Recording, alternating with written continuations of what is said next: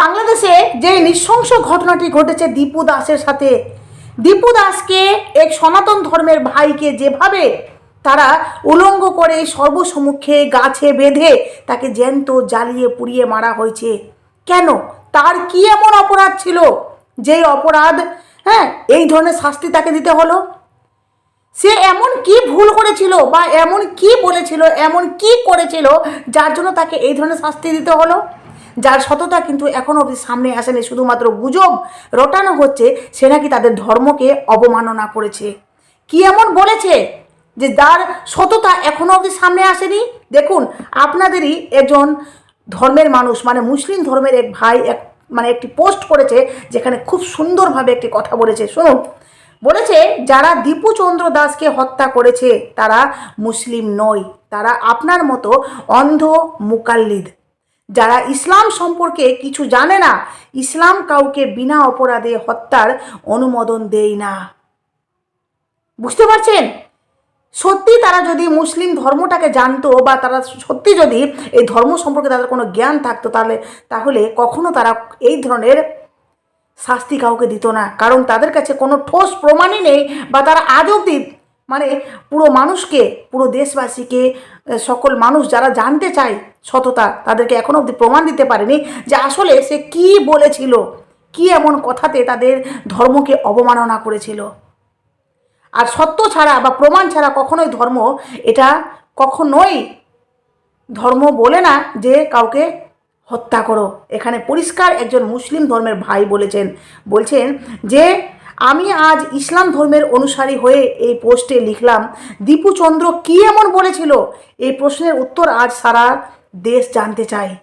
দীপু চন্দ্র একজন হিন্দু নাগরিক, তাকে পিটিয়ে হত্যা করেছে, তারপর আগুনে পুড়িয়ে দেওয়া হয়েছে। দাবি করা হচ্ছে সে নাকি ধর্মকে অবমাননা করেছে, কিন্তু নির্মম সত্য হলো এই অভিযোগের পক্ষে এখনও কোনো নির্ভরযোগ্য প্রমাণ এখনও অবধি সামনে আসেনি। প্রশ্ন একটাই, ইসলাম কি প্রমাণ ছাড়া মানুষ হত্যার অনুমতি দেয়? কোনো ধর্মই কাউকে হত্যার অনুমতি দেয় না। আর ইসলাম ধর্মে যেটা একজন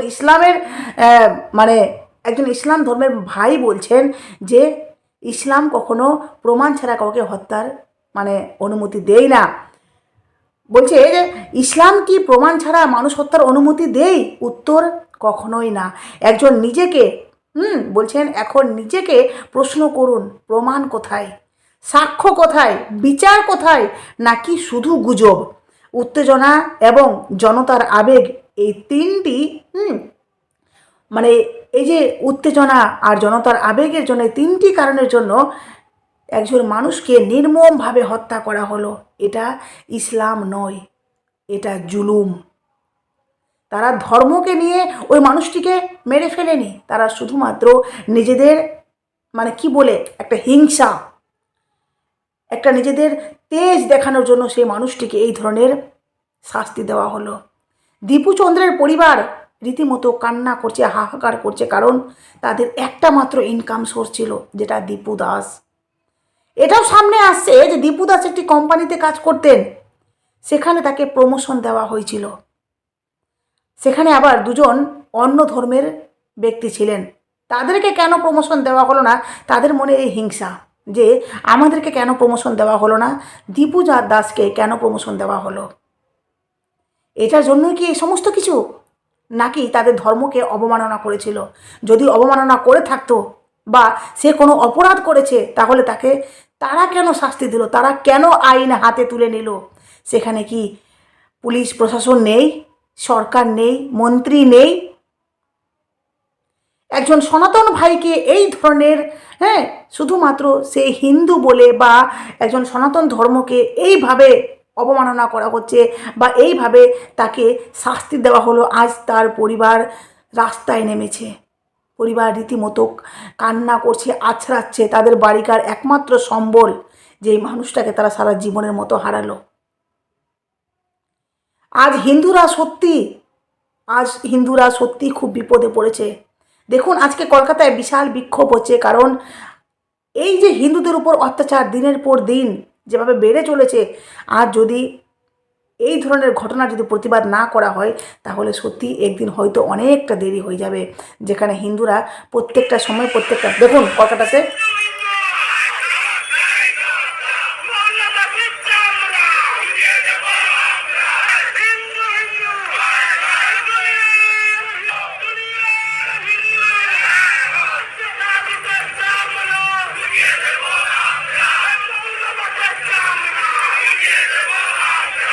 बांग्लादेश में दीपू चंद्र दास को हत्या किया गया है, नंगा करके रास्ते पे जला दिया गया है। इसका कारण एकमात्र वो हिंदू था, इसीलिए मैं मान लेता हूँ कि वो मुस्लिम धर्म के विरोध में कुछ बोला होगा, लेकिन एक गणतांत्रिक देश में कभी ऐसा हो सकता है कि किसी को जिंदा जलाया दिया जाए, दिन दहाड़े?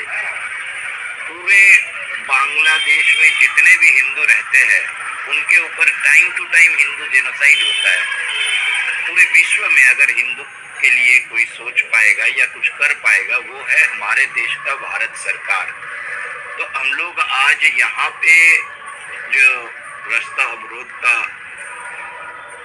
आंदोलन किए हैं वो इसीलिए था ताकि हमारे यहाँ बंगाल में जितने भी लोग हैं वो लोग जागरूक बने और आगामी दिन ये बंगाल बांग्लादेश का एक पार्ट ना बन जाए, जो वहाँ के जिहादी लोग चाहते हैं कि ग्रेटर बांग्लादेश का एक पार्ट बनाने का चक्रांत जचा जा रहा है।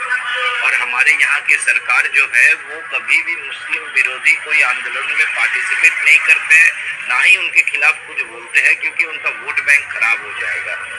वो वोट बैंक के चक्कर में हमें लात खिला देंगे कि बाद में कभी ऐसा दिन आएगा कि हमें बंगाल छोड़ के कहीं और जाना पड़ेगा। हमारे पूर्वज बांग्लादेश छोड़ के बंगाल आए थे, पश्चिम बंगाल में आए थे कि सुख शांति से रह पाए, लेकिन यहाँ भी बांग्लादेश जैसा मुर्शिदाबाद बोलिए, मालदा बोलिए, विभिन्न जगह पे एक ही तरह का हिंदुओं के ऊपर अत्याचार हो रहा है। तो समय आ गया है कि सारे हिंदू एक हो, कोई विवाद नहीं, कोई जातिवाद नहीं, हम सिर्फ हिंदू है, भाई है, बहन है। सिर्फ यही सोच को एक आग की तरह, चिंगारी की तरह जगाना चाहिए, ताकि कहीं भी दुनिया में कहीं भी कोई भी हिंदू भाई को कोई भी नुकसान पहुंचे तो हम सब एक साथ एकजुट होकर বুঝতে পারলেন যেভাবে হিন্দুদের উপর অত্যাচার হচ্ছে দিনের পর দিন, যেভাবে হিন্দুদেরকে মানে এরা কি ভেবেছে, বিশেষ করে বাংলাদেশটা একটা ভয়ঙ্কর দেশে পরিণত হয়েছে, যেখানে সত্যিকারই যোগ্য বা ভদ্র মানুষ বসবাস করতে পারবে না। ওখানে তারাই বসবাস করতে পারবে যারা এই মানুষগুলোকে, জ্যান্ত মানুষগুলোকে পুড়িয়ে মেরে তার বুকের উপর নাচতে পারবে, তারাই বাংলাদেশে থাকতে পারবে। কারণ বাংলাদেশে তো ভদ্র সমাজের বসবাস মানুষ থাকতে পারবে না, সেখানে বসবাস করতে পারবে না, ভদ্র সমাজের বাসিন্দা নয়। আজ এক হিন্দু ভাইকে যেভাবে মারা হলো, কি এমন অপরাধ করেছিল সে? সকলের মনে একটাই প্রশ্ন, কি এমন অপরাধ করেছিল? তাদের ধর্মকে অবমাননা করেছিল? তাহলে প্রমাণ কোথায়? না শুধু গুজব, মুখে বলা হচ্ছে, বাস সেটাকে আমরা মেনে নেব? আর যদি বলেই থাকে তাহলে আইন তারা হাতে কেন তুলে নিল? দেখুন বিক্ষোভটা।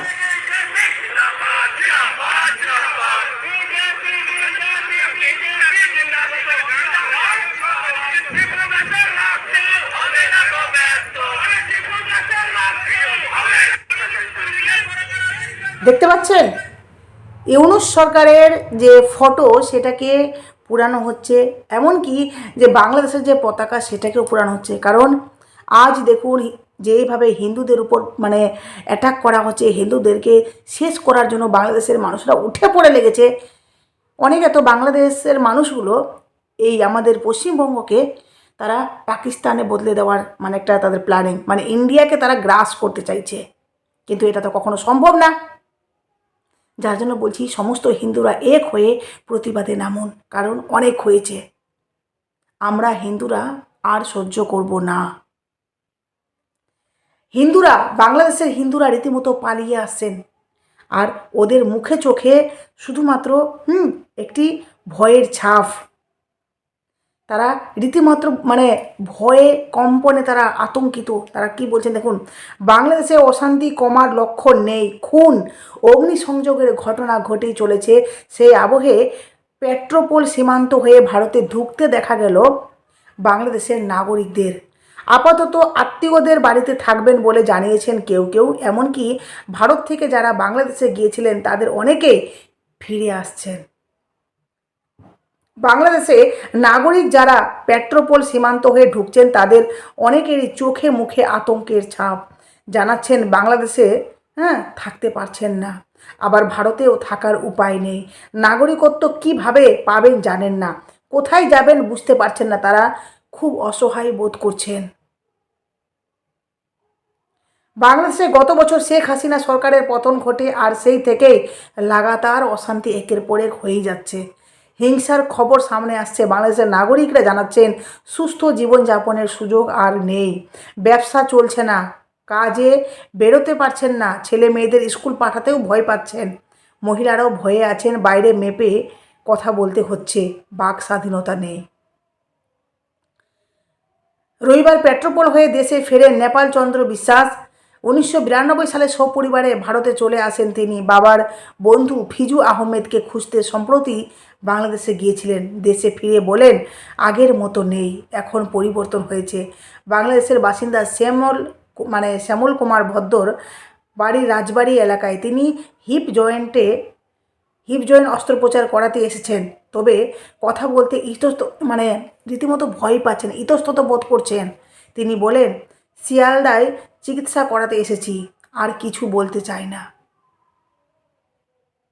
যদিও ঢাকার বাসিন্দা শান্তিরঞ্জন সাহা যদিও কোনো রাগ ঢাক করেননি। তিনি বলেন, খালি আল্লাহ আকবর দে। জোর জুলুম করছে, মিছিল করছে, খালি রাস্তা আটক দিচ্ছে, দোকান বাজার অর্ধেক খোলা অর্ধেক নয়, কি হিন্দুরা আতঙ্কে রয়েছে। শান্তিরঞ্জন রানাঘাটে এক আত্মীয়ের বাড়িতে উঠেছেন, স্ত্রী আগে থেকে রয়েছেন এখানে, কিন্তু ফিরতে চাইছেন না বলে জানিয়েছেন। শান্তিরঞ্জনের বক্তব্য, ভয় হচ্ছে, গেলে জীবন বাঁচবে না, কষ্ট করে কোনো রকমে চোরের মতো রয়েছেন, রাস্তাঘাটে সাবধানে চলতে হবে। পেট্রোপোল সীমান্তে যারা টোটো গাড়ি চালান তারা জানিয়েছেন, আগে প্রচুর মানুষ আসতেন, এলাকা পুরো গমগম করতো, এখন টোটোয় যাত্রী হয় না। আগে যেখানে দিনে 10,000 হতো, এখন সেখানে কমে 800 থেকে 900 হয়েছে। ভাবতে পারছেন? জীবিকা তাদের খুবই সংকটে, বেঁচে থাকার দুষ্কর হয়ে উঠেছে তাদের। এই হচ্ছে পরিস্থিতি সেখানকার। এবার বুঝুন আপনারা যে বাংলাদেশ কতটা ভয়ঙ্করভাবে আকার নিয়েছে। তবে হ্যাঁ, হিন্দুদেরকে অবশ্যই প্রতিবাদ করতে হবে, কারণ দিব্যু দাসের সাথে যেভাবে আজ গণতান্ত্রিক দেশে আমরা সত্যি অসহায় হিন্দুরা, একজন মানুষের এইভাবে তাকে সবুজ সম্মুখে জ্বালিয়ে পুড়িয়ে দেওয়া হলো, আর সেখানে আবার সকলে ফটো রীতিমতো ক্যামেরা নিয়ে ব্যস্ত, সকলে মোবাইল ভিডিও করতে ব্যস্ত, কেউ প্রতিবাদ করছে না। যাই হোক, এখানে শেষ করে অবশ্যই আপনারা হিন্দু হলে একজোট হন, প্রতিবাদ হোক, প্রতিবাদ। টাটা।